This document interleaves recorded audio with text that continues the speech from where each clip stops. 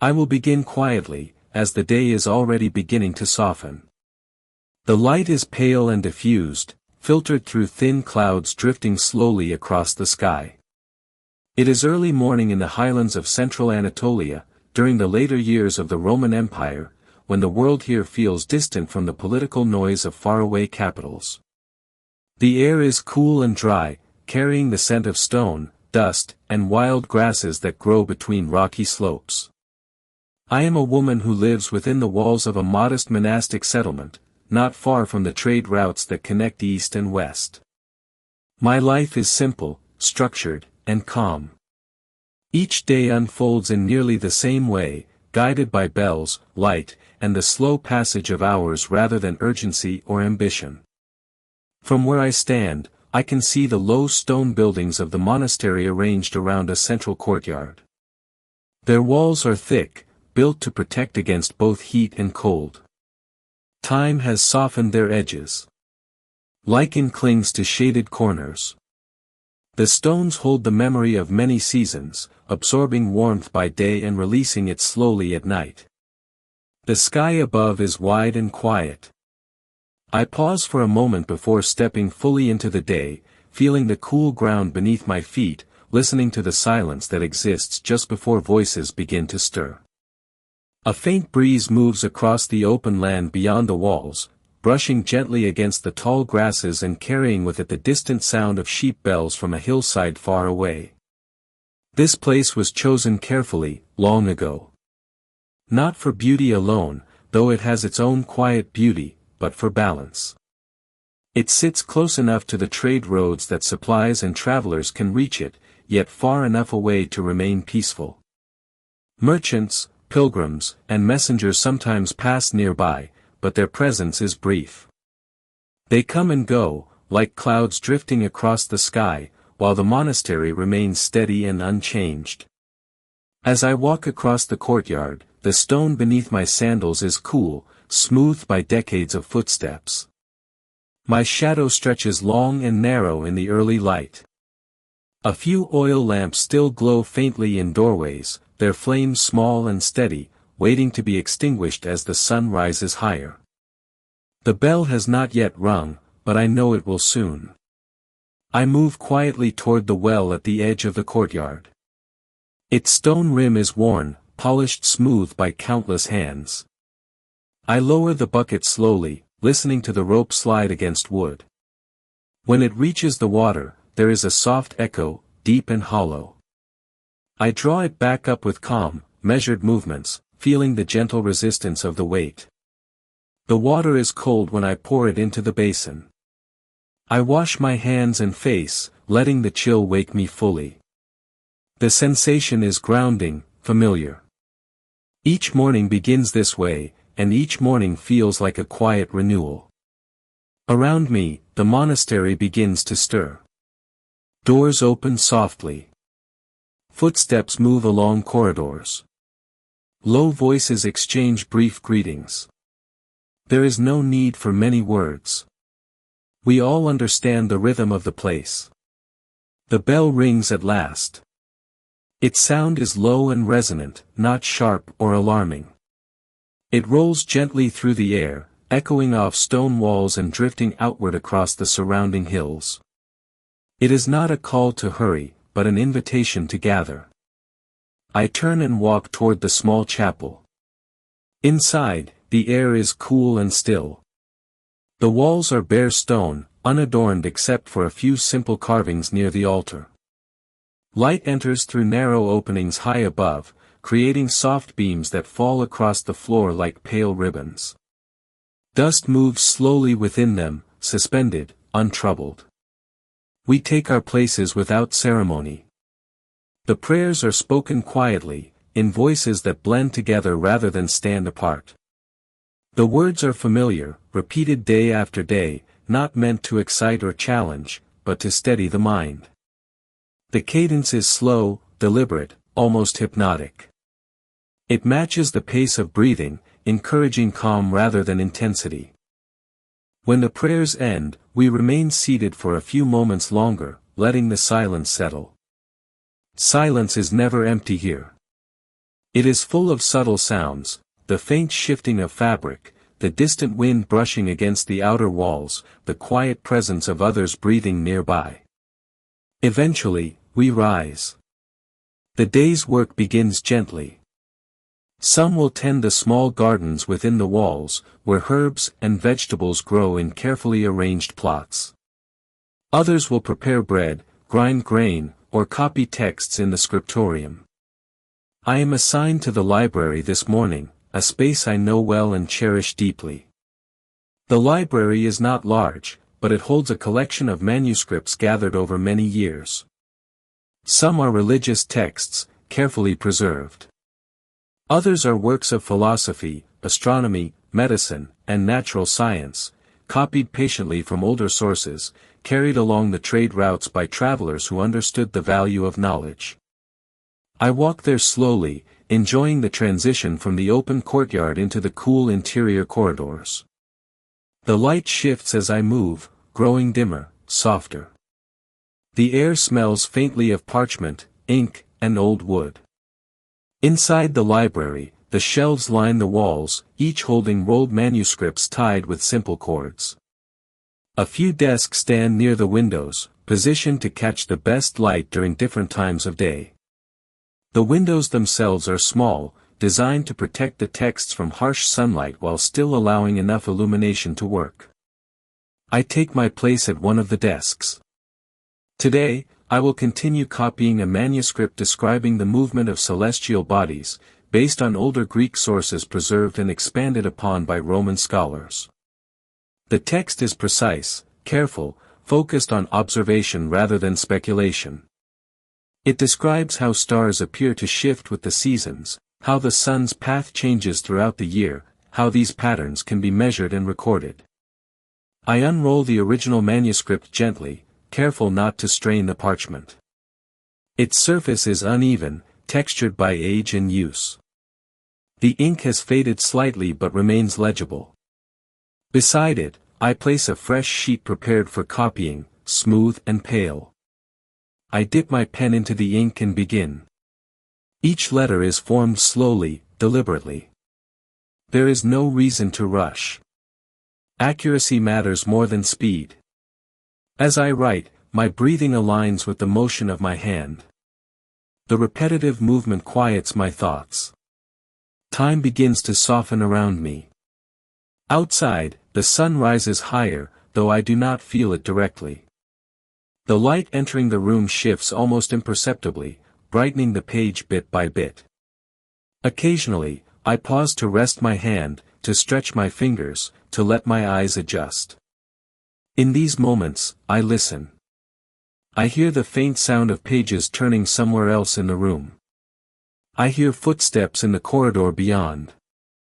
I hear the distant rustle of wind against the outer walls.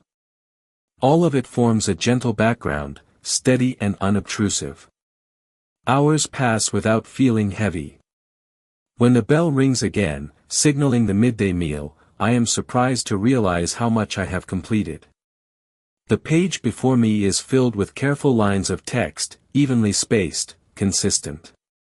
I set the pen aside and roll the manuscripts closed, tying them gently. The meal is simple. Bread, olives, a thin soup made from lentils and herbs. We eat in quiet companionship, seated along long wooden tables. There is no need for conversation, though occasional glances and small smiles pass between us. The food is nourishing, warming, familiar. Afterward, some rest. Others walk the grounds or tend to their tasks. I choose to step outside the walls for a short while, following a narrow path that leads toward the open hills. The landscape here is expansive and calm. Rolling terrain stretches outward, dotted with low shrubs and clusters of wildflowers. The sky feels larger here, unbroken by buildings. The air carries the sound of insects moving through grass, the distant call of birds circling on warm currents. I walk slowly, not far, simply enough to feel the openness of the land. From this vantage point, I can see the faint line of the trade road in the distance. Occasionally, a small group of travelers moves along it, tiny figures against the vastness of the terrain. They pass through this region quietly, leaving little trace behind. I think about how knowledge travels much the same way. Carried gently, passed from hand to hand, preserved by patience rather than force. The manuscripts I copy have traveled farther than most people ever will. They have crossed seas, mountains, and generations, arriving here not through conquest, but through quiet dedication. The thought settles comfortably in my mind. When I return to the monastery, the afternoon light has softened again. The stones glow gently, no longer bright, but warm. Shadows lengthen across the courtyard, stretching toward the well. The remainder of the day unfolds without disruption. More work in the library. A short period of reflection. The gradual transition into evening. As the sun lowers, lamps are lit one by one. Their light does not compete with the fading daylight, but complements it, filling the spaces where shadows grow deeper. By the time the final bell rings, the world has slowed significantly. Night approaches gently here. There is no sudden darkness, only a gradual deepening of color, a quieting of sound. The hills beyond the walls fade into silhouette. The sky turns from pale blue to muted violet. I return to my small cell, a simple room with a narrow bed, a low table, and a single lamp. I sit for a moment before lying down, listening to the silence that now surrounds the monastery. It is a good silence. A full silence. One that invites rest rather than demands it. I lie down slowly, letting the day settle behind me, knowing that tomorrow will arrive in much the same way, softly, patiently, without urgency. And as my breathing slows, the night continues its gentle descent over the hills, the road, the monastery walls, and the quiet world beyond. The afternoon slowly yielded to evening, and with it came a change in the air that was subtle yet unmistakable. The warmth softened, releasing its hold on the stones and soil, and the breeze grew cooler as it descended from the hills. Within the monastery walls, this shift was felt not as a disruption, but as a natural easing, a signal that the day's outward activities were gently coming to rest. I moved through the corridors with unhurried steps, aware of how the sound of my sandals echoed softly against the stone. The corridors themselves seemed to breathe at this hour, holding the day's warmth while welcoming the calm of approaching night. Light from the lamps created elongated shadows along the walls, shadows that moved slightly with every passing draft of air. In the scriptorium, a few others still worked quietly. One woman adjusted the position of a manuscript beneath the window, making use of the last remaining natural light. Another carefully cleaned her writing tools, wiping ink from the pen with a cloth that had been used countless times before. No one spoke. There was no need. The shared silence carried a sense of completion, of tasks fulfilled without strain. I gathered my own tools, tying the copied pages together and placing them carefully on the shelf where they would rest until the next session. The shelf was already lined with similar bundles, each one representing hours of focused attention, steady hands, and patient minds.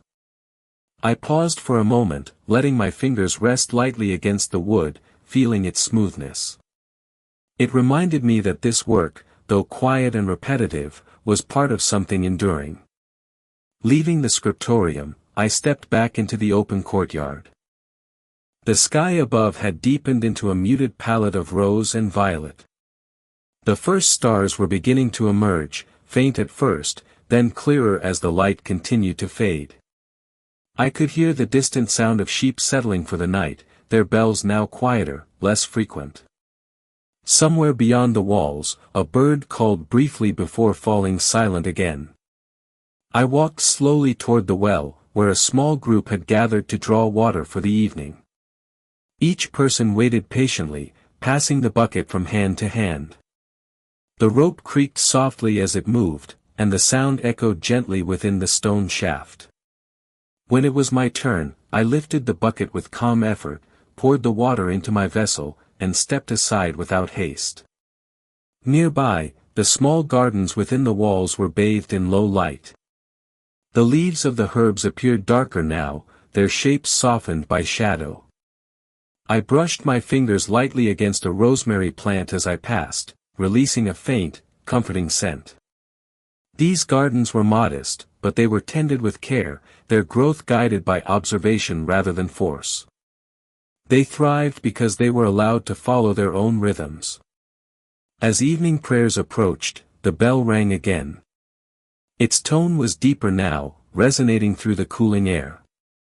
We gathered once more in the chapel, taking our places as we had in the morning. The light inside was dimmer, illuminated primarily by lamps placed along the walls.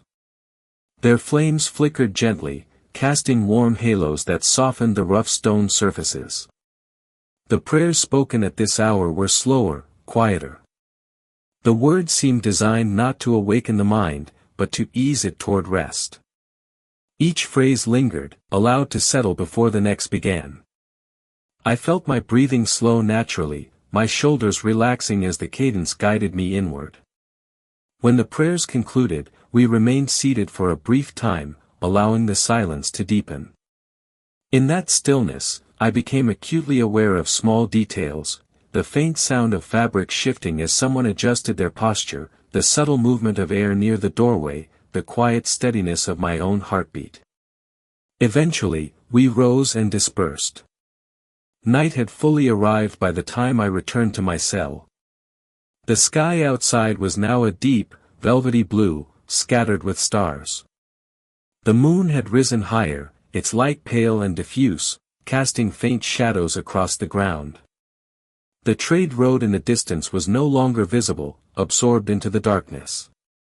Inside my room, I lit the oil lamp and adjusted the wick until the flame was calm and steady.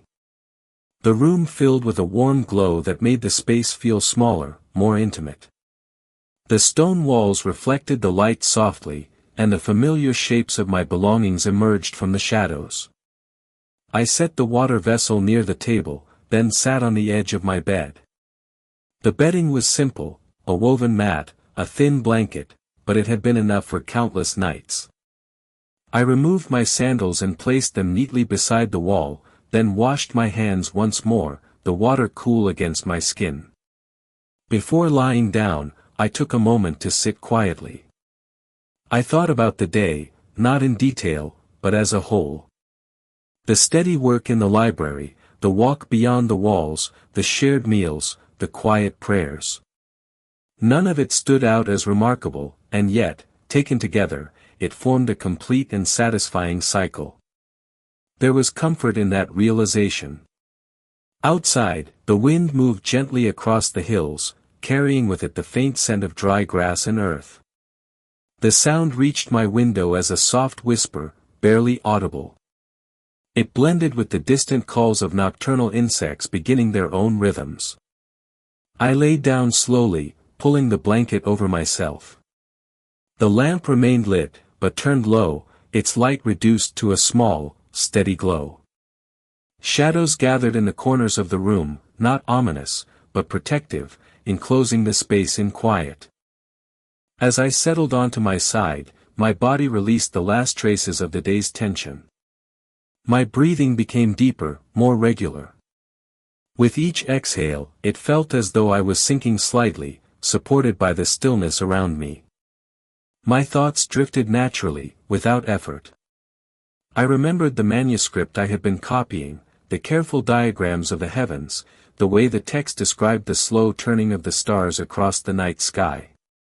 I imagined those same stars now visible above the monastery, moving in patterns that had remained unchanged for generations. Sailors far away would be looking up at them as well, using their positions to guide their journeys across dark waters. The idea did not excite me, it comforted me.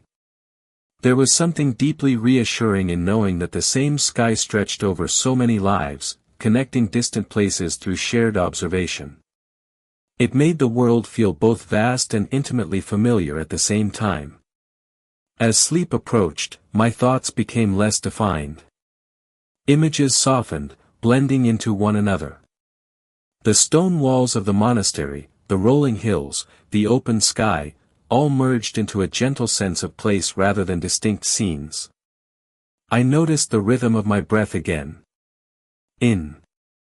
Out. The repetition mirrored the steady patterns of the day and night, the seasons, the turning of the heavens. Nothing rushed. Nothing pressed forward. Time itself seemed to loosen its grip. The lamp's flame flickered once, then steadied again. Its light felt warmer now, diffused by my half-closed eyes.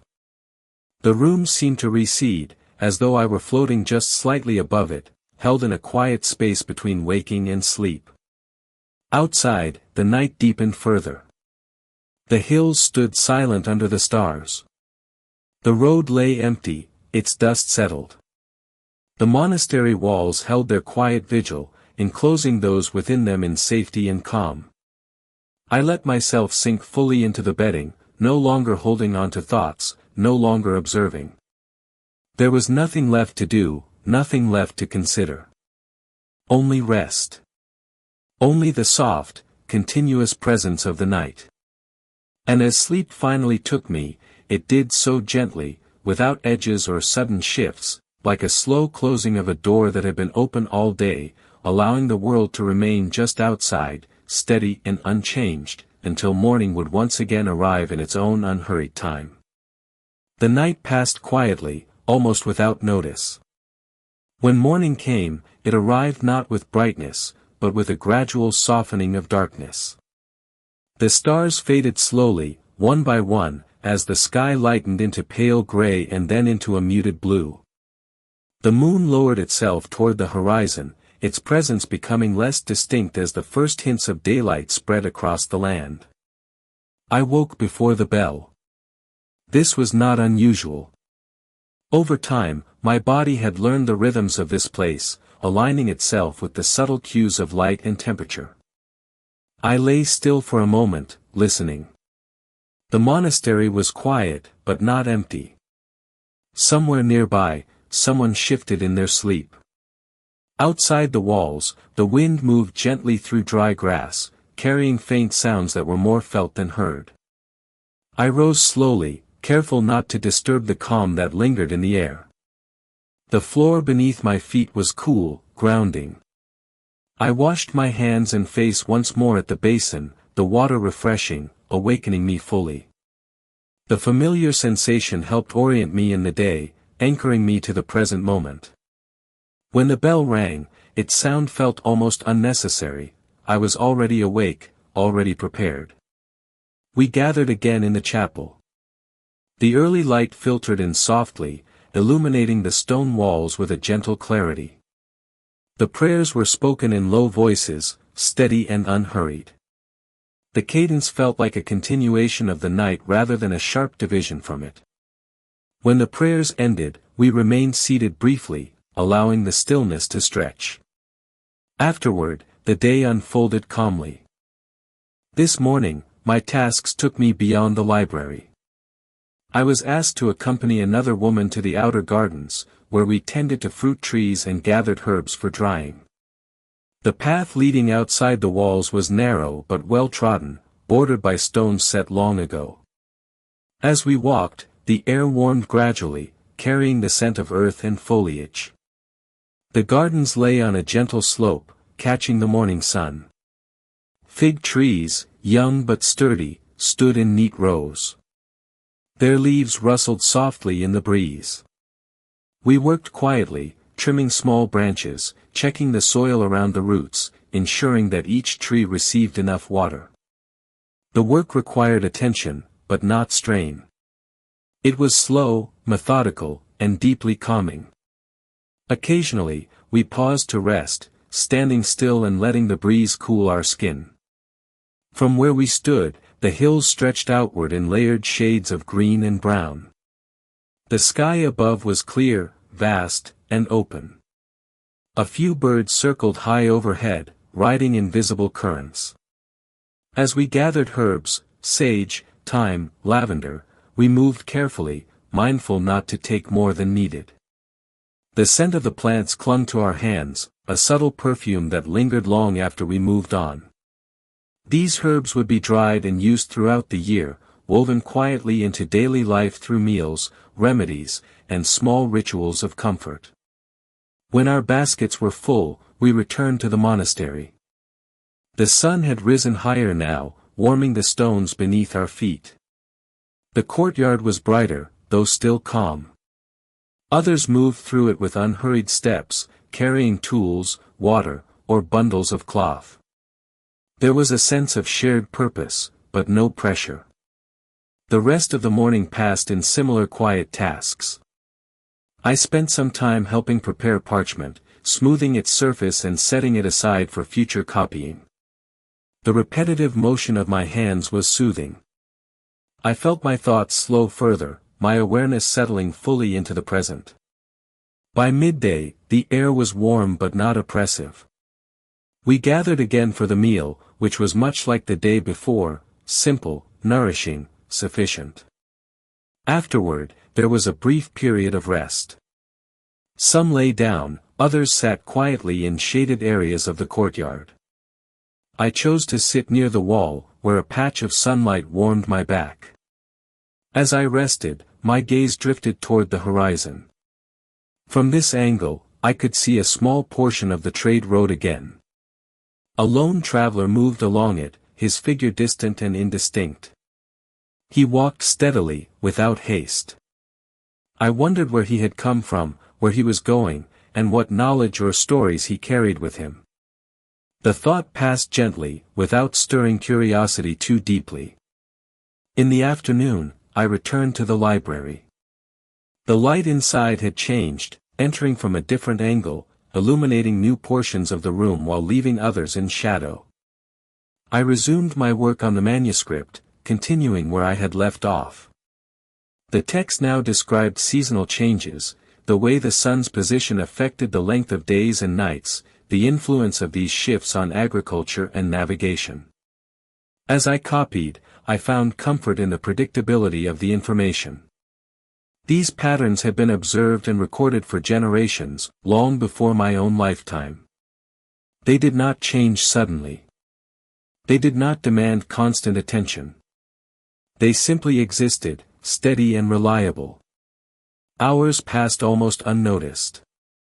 When the bell rang again, signaling the approach of evening, I set my pen aside with a sense of quiet satisfaction. The pages before me were complete for the day. I rolled them carefully and placed them with the others. Outside, the light had softened once more. The cycle repeated itself gently, work giving way to rest, activity easing into stillness. Evening prayers were calm and grounding. Lamps were lit. The gardens darkened into shadow. That night, I lay down feeling deeply settled. Sleep came easily, without resistance. And so the days continued. One day flowed into the next, each one distinct in small details yet similar in structure and tone. There were variations, slight changes in weather, occasional visitors, different tasks assigned, but the underlying rhythm remained unchanged. Life here was not defined by singular events, but by continuity. Weeks passed. The season shifted subtly. The air grew cooler in the mornings, warmer in the afternoons. The light changed its angle, lingering longer in the evenings. The hills beyond the walls took on slightly deeper hues as grasses matured and dried. One afternoon, a small group of travelers arrived at the monastery. They were merchants returning from the east, carrying goods and news. Their presence brought a gentle ripple of activity, though still without disruption. They rested briefly, shared a meal, and spoke quietly of distant places. I listened from a respectful distance. They spoke of cities larger than ours, of markets crowded with voices and colors, of ports where ships from many lands gathered. They mentioned libraries far away, where scholars worked under different skies, studying the same stars and writing similar texts. The thought filled me with a quiet sense of connection. Even in distant places, life followed patterns. When the travelers departed, the monastery returned to its usual stillness. Their visit lingered only as a faint memory, like a breeze that had passed through and moved on. As the season continued to shift, our work adapted accordingly. We gathered the last herbs before the cooler months, stored supplies, prepared for shorter days. The library became an even more central space, its warmth and light providing comfort as evenings grew longer. One night, as I lay awake for a brief moment before sleep, I listened to the wind outside. It moved steadily across the hills, carrying with it the sound of distant trees and grass. The stars shone clearly, their patterns unchanged. I thought again of the manuscript, of the careful observations recorded long ago. Those who had written them had likely lain beneath similar skies, listening to similar winds. The continuity felt reassuring, grounding. Sleep took me gently. Days turned into more days. The monastery remained steady. The world beyond continued its slow movement. And within this rhythm, there was peace. As the weeks continued to pass, the monastery settled even more deeply into the season's embrace. The mornings grew cooler, the air carrying a clarity that sharpened the senses without disturbing them. Each breath felt clean and steady, filling the lungs gently before leaving again in a calm rhythm. The stone walls, which had absorbed the summer's warmth, now felt cooler to the touch, grounding and reassuring. I noticed how the light entered the courtyard differently now. It arrived at a lower angle, lingering longer along the eastern walls before slowly shifting across the ground. Shadows stretched wider, their edges soft and diffuse. The sun no longer climbed high into the sky, and its presence felt gentler, less insistent. These changes were subtle, but unmistakable, marking the gradual turn of the year. Each morning, the bell continued to ring at the same hours. Its sound remained unchanged, but the air through which it traveled felt denser, carrying the tone more slowly across the hills. I found comfort in this consistency. No matter how the season shifted, the rhythm of our days remained steady. My work in the library deepened during this time. With fewer hours of daylight, the lamps were lit earlier, their warm glow filling the room with a sense of enclosure. The manuscripts seemed almost to rest within the light, their edges softened by shadow. I often worked in silence for long stretches, the only sounds being the faint scratch of my pen and the occasional settling of parchment. The text I copied now moved beyond celestial observation and into practical applications, how the changing length of days influenced planting cycles, how seasonal winds affected travel across land and sea. These writings reflected a world observed patiently, without urgency. They spoke of understanding gained not through sudden revelation, but through careful attention over many years. At times, I paused to rest my eyes, gazing at the flame of the lamp. Its movement was small and contained, responding gently to the slightest shift in air. Watching it helped steady my thoughts, drawing my awareness into the present moment. Outside the library, the monastery continued its quiet life. Gardens were gradually cleared, their soil prepared for rest. Tools were cleaned and stored. Supplies were checked and rearranged. Each task was performed with care, as if acknowledging that these preparations would support us through the coming months. Occasionally, clouds gathered overhead, softening the light even further. On those days, the sky felt closer, more intimate. A faint scent of rain sometimes drifted through the air, though the showers themselves were light and brief. When rain did fall, it tapped gently against stone and earth, its sound soothing rather than disruptive. I often stood near the doorway during these moments, listening. The rain seemed to slow everything down, encouraging stillness. Even the wind softened, its movement subdued. One afternoon, as the rain eased into a fine mist, I walked along the inner perimeter of the monastery walls. The stones were darker now, their surfaces slick with moisture. Small streams of water traced paths downward, following grooves carved over many years. I ran my fingers lightly along the wall, feeling the coolness seep into my skin. Beyond the walls, the hills appeared muted, their colors blending into one another beneath the gray sky.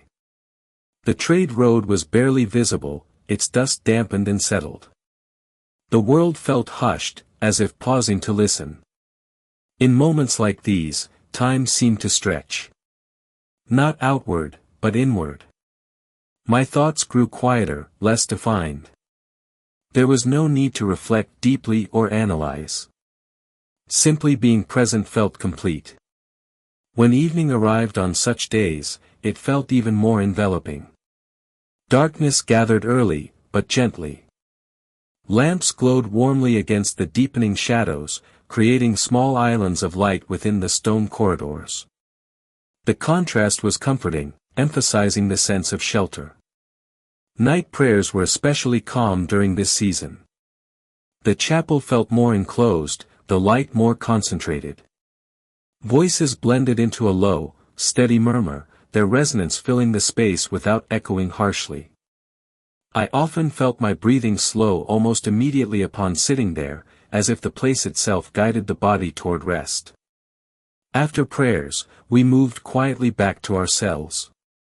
In my room, the lamp cast familiar patterns on the walls. I sat for a time before lying down, listening to the quiet around me. The wind outside was soft, its presence marked only by an occasional shift in sound. Somewhere far beyond the walls, an animal called briefly before falling silent again. I lay down slowly, feeling the day's activities settle behind me. Sleep came without effort, carrying me gently into rest. Days continued in this way. There were small variations, one morning colder than the last, another warmed unexpectedly by sun, but the overall rhythm remained unchanged. I found myself no longer measuring time in days or weeks, but in cycles of light and dark, work and rest. One evening, as I walked back from the library, I noticed the moon rising earlier than before. Its shape had changed, fuller now, its light more pronounced. It cast a pale glow across the courtyard, softening edges and filling shadows with gentle illumination. I paused to watch it, feeling a quiet sense of continuity. The moon had risen like this countless times before. It would rise countless times again. This thought did not diminish the moment. It deepened it. As the season progressed further, our work shifted again. With fewer tasks outdoors, more time was spent indoors, particularly in the library and communal spaces. Stories were sometimes shared in low voices during the early evenings, not dramatic tales, but simple recollections of places visited, people met, lessons learned.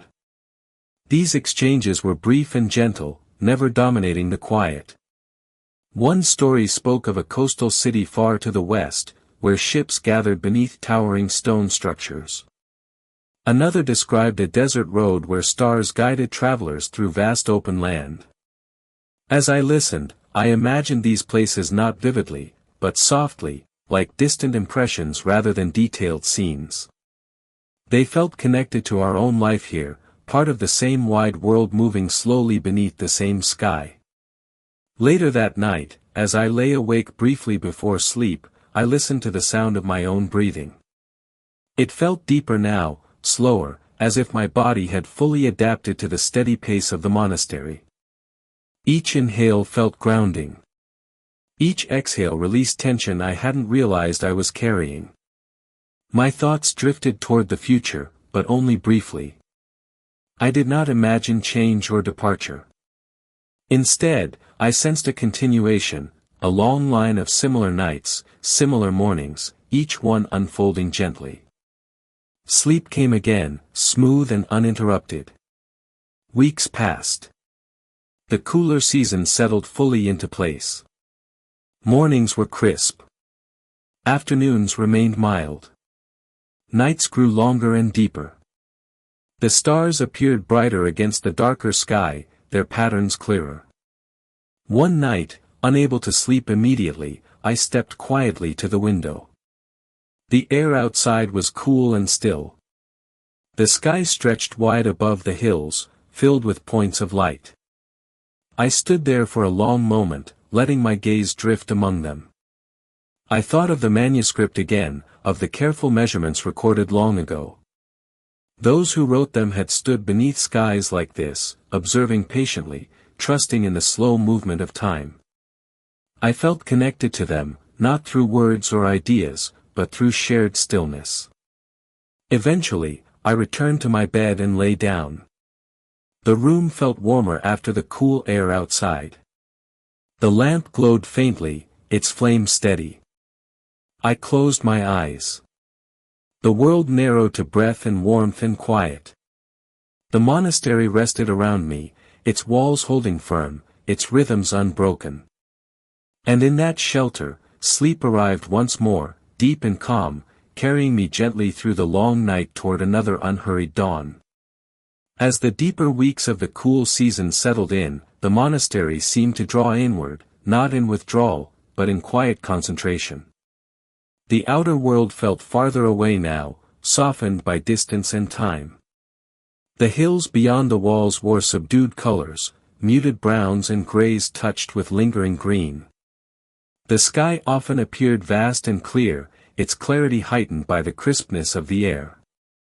Each morning continued to arrive gently. I woke to the same pale light, the same cool stone beneath my feet, the same familiar sounds that marked the beginning of another day. The bell rang as it always had, and we gathered as we always did. There was comfort in the repetition, a reassurance that nothing essential had changed. The library became my primary world during these weeks. With the shortening of days, more lamps were needed, and their light created an atmosphere that felt almost timeless. The flickering glow softened the edges of the room, blurring the boundaries between present moment and memory. I spent long hours there, copying texts that described the natural order of the world, winds, tides, the slow drift of constellations across the sky. The act of copying was deeply meditative. My hand moved steadily, guided by years of practice. Each letter followed the next in calm succession. Mistakes were rare, and when they occurred, they were corrected without frustration. There was no pressure to finish quickly.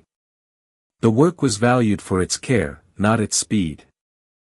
Sometimes, as I worked, I felt as though time itself had slowed to match the pace of my hand.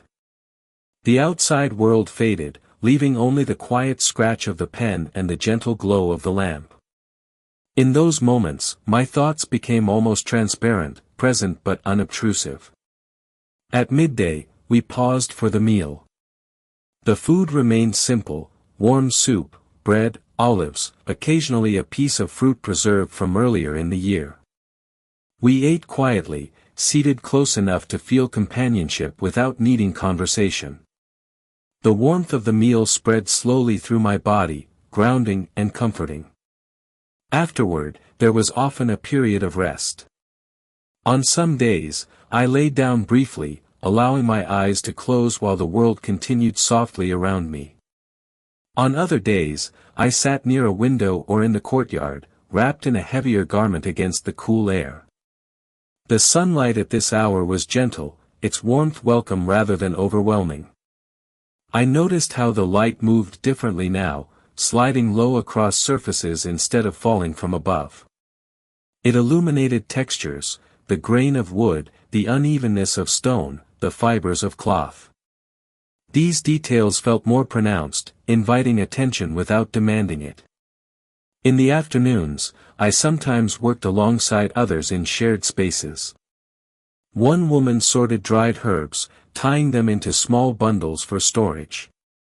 Another repaired a worn garment, her needle moving in small, precise motions. We worked near one another in silence, our tasks independent yet connected by shared rhythm.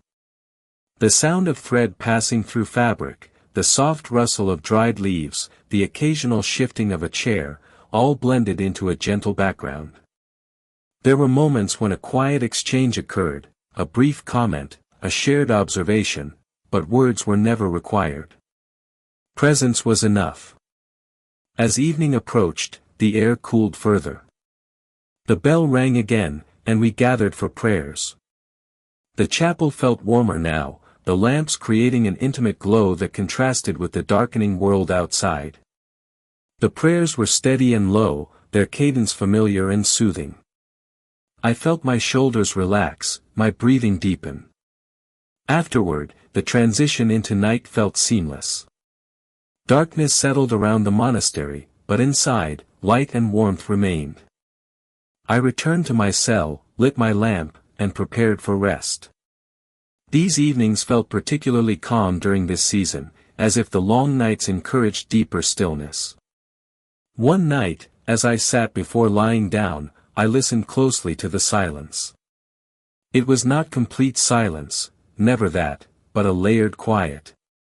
The faint movement of air, the distant call of an animal, the subtle creak of wood cooling in the night.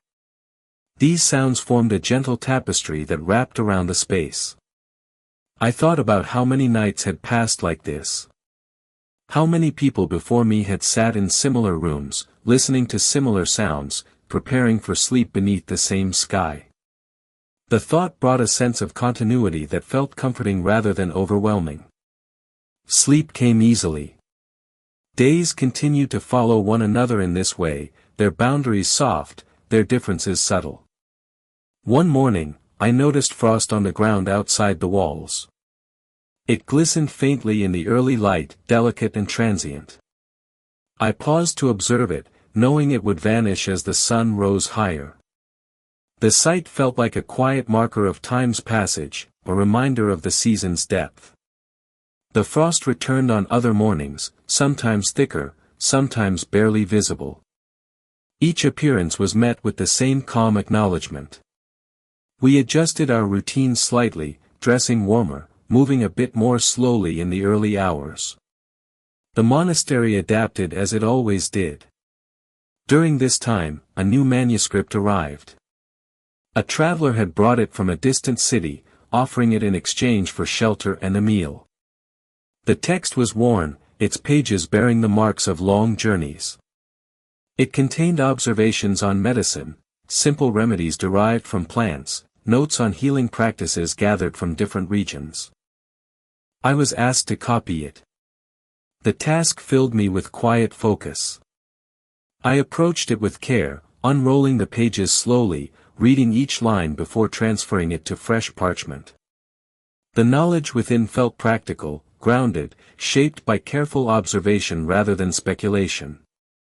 It spoke of patience, of understanding the body as part of the natural world. As I worked, I imagined the hands that had written the original text, the places it had traveled, the lives it might have touched.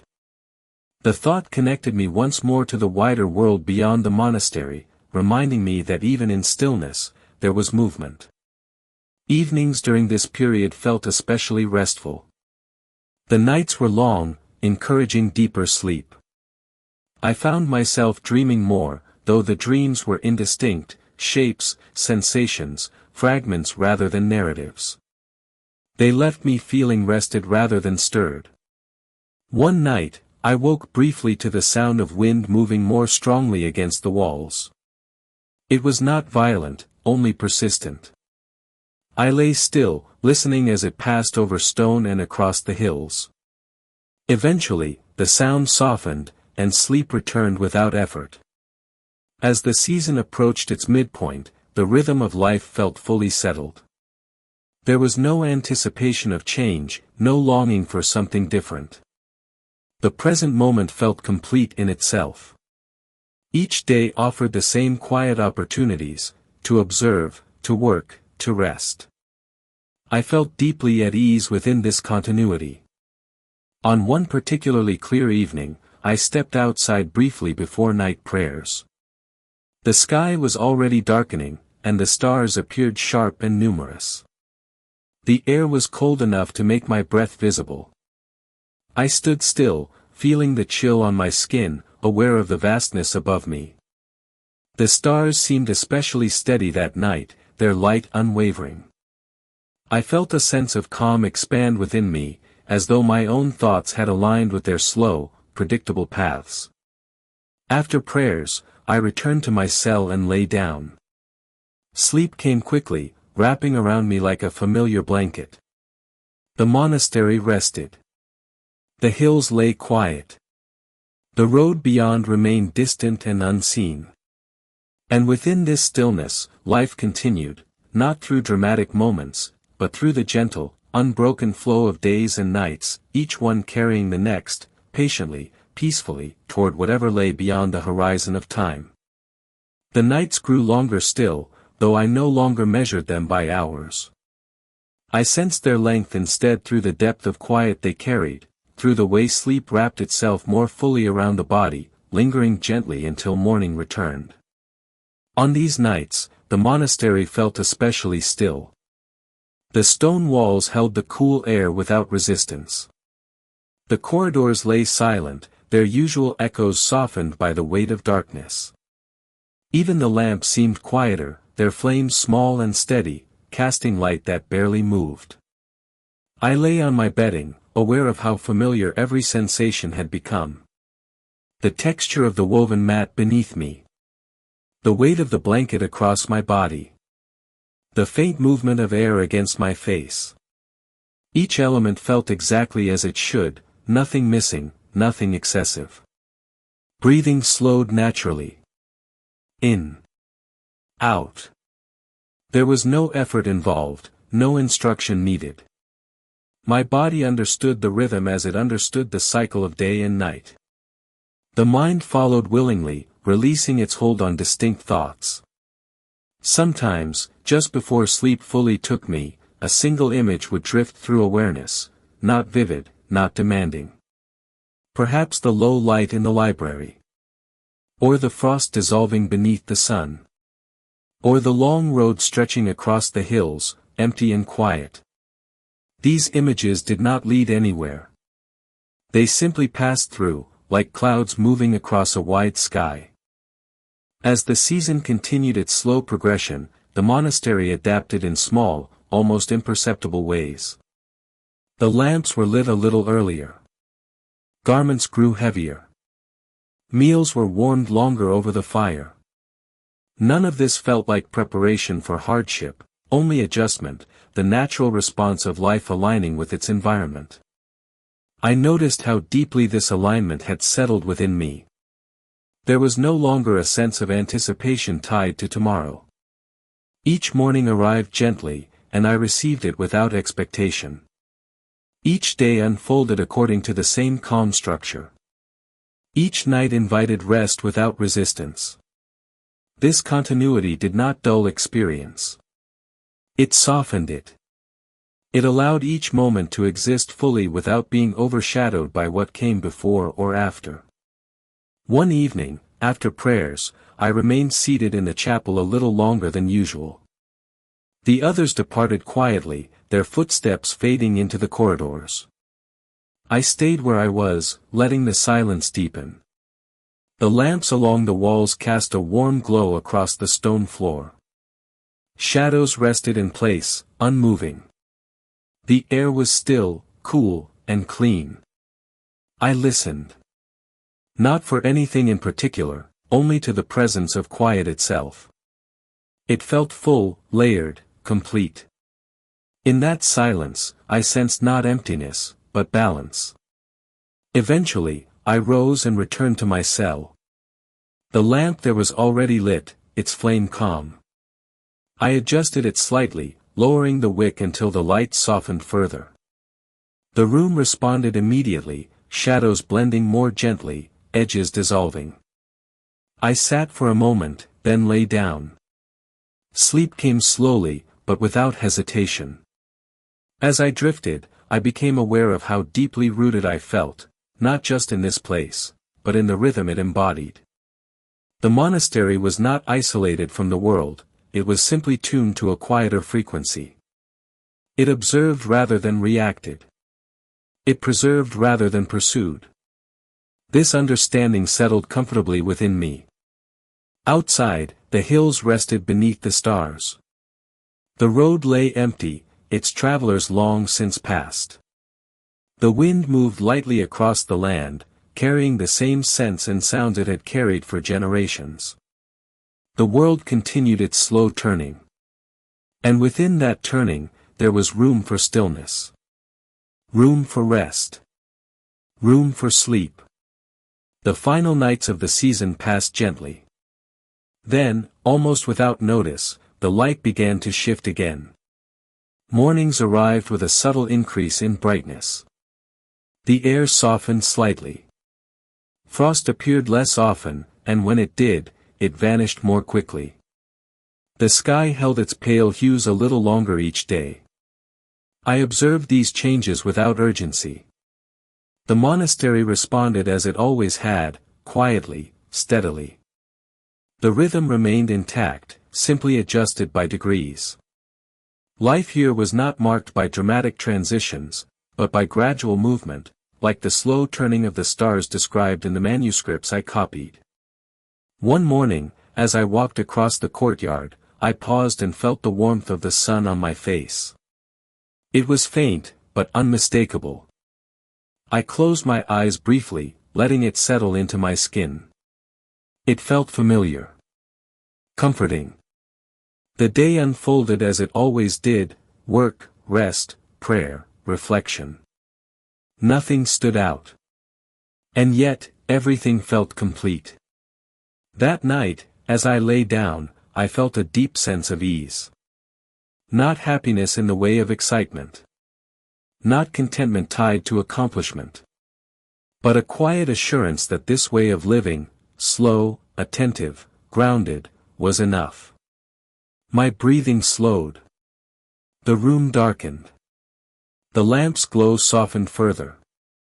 And as sleep arrived, it did not pull me away from the world, but allowed me to sink more deeply into it, to rest within its steady rhythms, its gentle cycles, its enduring calm. There was nothing more to hold on to. Nothing more to prepare for. Only the quiet continuity of being. And in that continuity, sleep came fully. Deeply. Peacefully.